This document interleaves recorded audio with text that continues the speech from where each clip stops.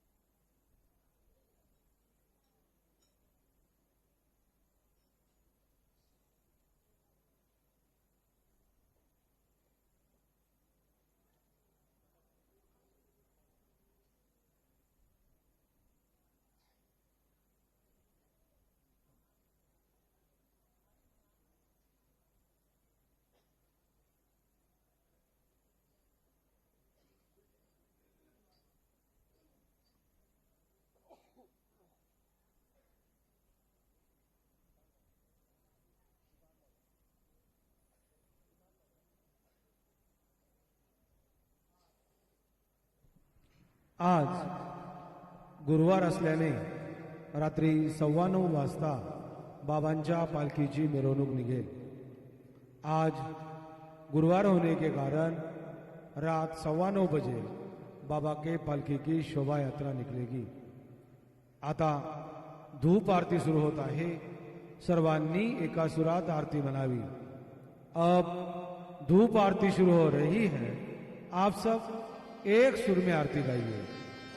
श्री सच्चिदानंद सद्गुरु साईनाथ महाराज की जय। आरती साई बाबा सौख्यदातार देवा चरण रजात दे द्यावा दासा विसावा भक्ता विसावा। आरती साई बाबा जाळून आनंद स्वस्वरूपी राहे दंग मोक्षो जनादावी निज डोळा श्रीरंग डोळा श्रीरंग। आरती साई बाबा जया मनी जैसा भाव तया तैसा अनुभव गावी से दया घना ऐसे तुझे माव तुझे माव। आरती साई बाबा तुमचे नाम ध्याता हरे संस्कृती व्यथा अगाध तव करणी मार्ग दाविसे अनाथा दाविसे अनाथा। आरती साई बाबा कलियुगे अवतार सगुण पर ब्रह्म साचार अवतीर्ण झालासे स्वामी दत्त दिगंबर दत्त दिगंबर। आरती साई बाबा आठा दिवसा गुरुवारी भक्त करे देवारी प्रभु पद पाहवया भव भय निवारी भय निवारी। आरती साई बाबा माझा निज द्रव्य ठेवा तव चरण रज सेवा मागणे हेची आता तुम्हा देवाधिदेवा देवाधिदेवा।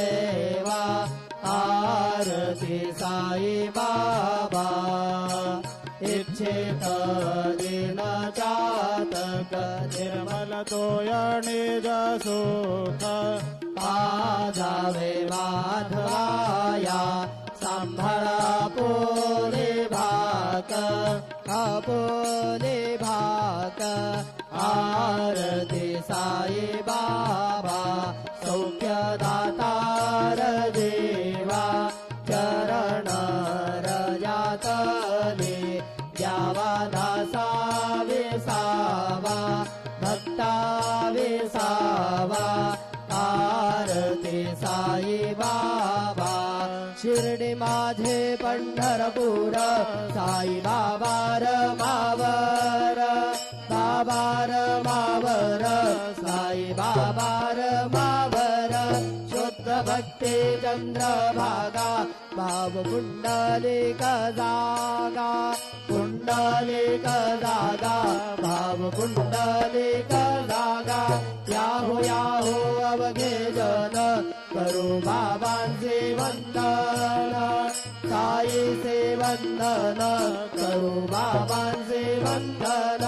जणू म्हणे बाबा साई धाव भाव माझे आई भाव माझे आई धाव भाव माझे आई झाले लोटांगण वंदी नगरण डोळ्यान पाहिन रूप तुझे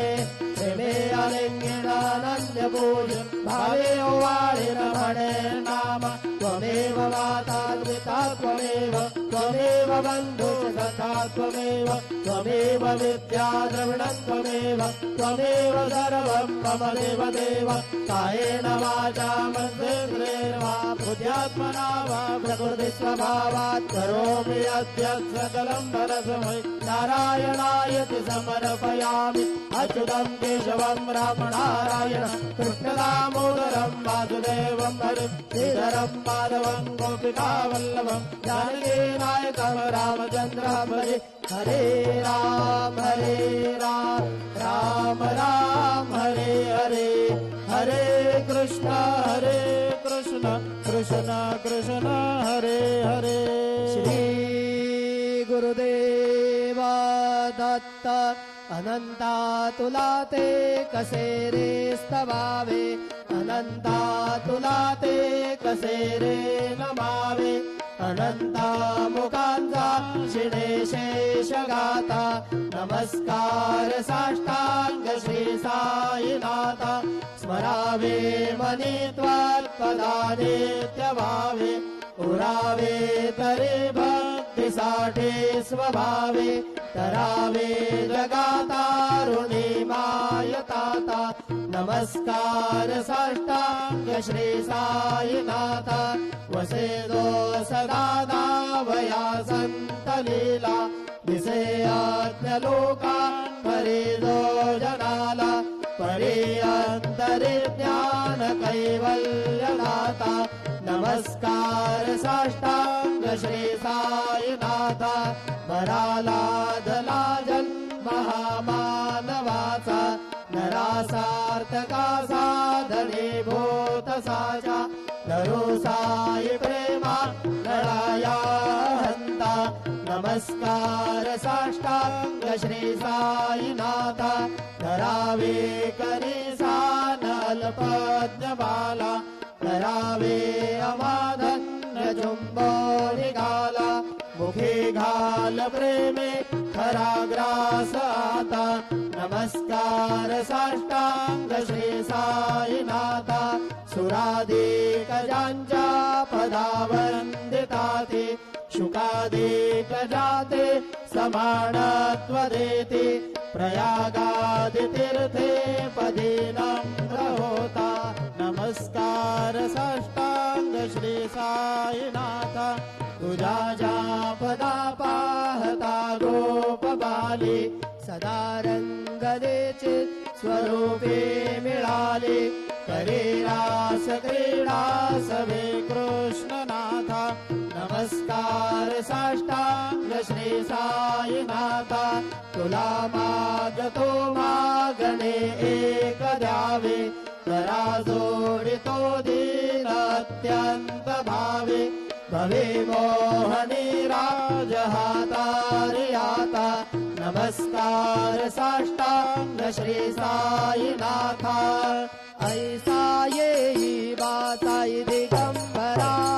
अक्षय रूपावतारा सर्व हि व्यापक तो श्रुति सारा अनुसया त्रिकुमारा बाबा येई वा काशी सान जप प्रतिदिवसे कोल्हापुर वीक्षेसि निर्मल नदी तुंगा जलप्राशी विद्रामाहुरदेशे ऐसा येई वा जोडी लोंबत सेवाम करे त्रिशूल डमरुधारी भक्ता वरद सदा सुखकारी देशील मुक्तिचारी ऐसा येई वा पायी पादुका जपमाला कमंडलो मृगशाला धारण कर शिवा नागजटा मुकुट शोभतो माथा ऐसा येई वा तत्पर तुझ्या जे ध्यानी अक्षय त्यांचे सदनी लक्ष्मी वास करी दिन रजनी रक्षति संकट वारुणी ऐसा येई वा या परिध्यान तुझे गुरुराया दृश्य करी नयनाया पूर्णानंद सुखे ही काया लाविसे हरि गुण गाया ऐसा येई वा साई दिगंबरा अक्षय रूपावतारा सर्व हि व्यापक तो श्रुति सारा अनुसया त्रिकुमारा बाबा येई वा सदा सत्स्वरूपं चिदानन्दकन्दं जगत्सम्भवस्थान संहारयितुं स्वभक्तेच्छया मानुषं दर्शयन्तं नमामीश्वरं सद्गुरुं साईनाथं भवद्वान्तविद्वौ समार्तण्डमीड्यं मनोवागतीतं मुनिर्ध्यानगम्यं जगद्व्यापकं निर्मलं निर्गुणं त्वां नमामीश्वरं सद्गुरुं साईनाथं भवाम्भोधिमग्नाधितानां स्वबाधाश्रितानां स्वभक्तिप्रियाणां समुद्धारणार्थं कलौ सम्भवन्तं नमामीश्वरं सद्गुरुं साईनाथं सदा निम्बवृक्षस्य मूलाधिवासात् सुधास्राविणं ते तमप्याप्रियन्तं तरुं कल्पवृक्षाधिकं साधयन्तं नमामीश्वरं सद्गुरुं साईनाथं सदा कल्पवृक्षस्य तस्याधिमूले भवद्भावबुद्ध्या समर्यादिसेवां नृणाङ्कुर्वतां भुक्तिमुक्तिप्रदन्तं नमामीश्वरं सद्गुरुं साईनाथम् अनेकाश्रुतातर्क्यलीलाविलासे समावेष्कृतेशानभास्वत्प्रभावम् अहं भावहीनं प्रसन्नात्मभावं नमामीश्वरं सद्गुरुं साईनाथं सतां विश्रमाराममेवाभिरामं सदा सज्जनैः संस्तुतं सन्नमध्ये जनामोददं भक्तवदरप्रदन्तं नमामीश्वरं सद्गुरुं साईनाथम् अजन्माद्यमेकं परब्रह्म साक्षात् स्वयं सम्भवं राममेवावतीर्णं भवद्दर्शनासन् पुनीतः प्रभोऽहं नमामीश्वरं सद्गुरुं साईनाथम् श्री साईश कृपानिधे किल नृणां सर्वार्थ सिद्धप्रद युष्मत्पादरज प्रभावमतुलं धातापि वक्ता क्षमः सद्भक्त्या शरणं कृताञ्जलिपुट सम्प्रापितोऽस्मि प्रभो श्रीमत्साई परेश पादकमलान् नान्यच्छरण्यं मम साई रूपधर राघवोत्तम भक्तकामविबुधध्रुवम् प्रभु माययोपहत चित्तशुद्धये चिन्तयाम्यह हर्निशम् मुदा शरत्सुधाशोम् प्रतिमम् प्रकाश कृपातपात्रम् तव सायिनाथ त्वदीयपादाब्जसमाश्रितानाम् स्वच्छायया तापमपाकरोतु उपासनादैवत सायिनाथ स्तवैर्मयोपासनिना सुतस्त्वम् रमेन्मनोन्मे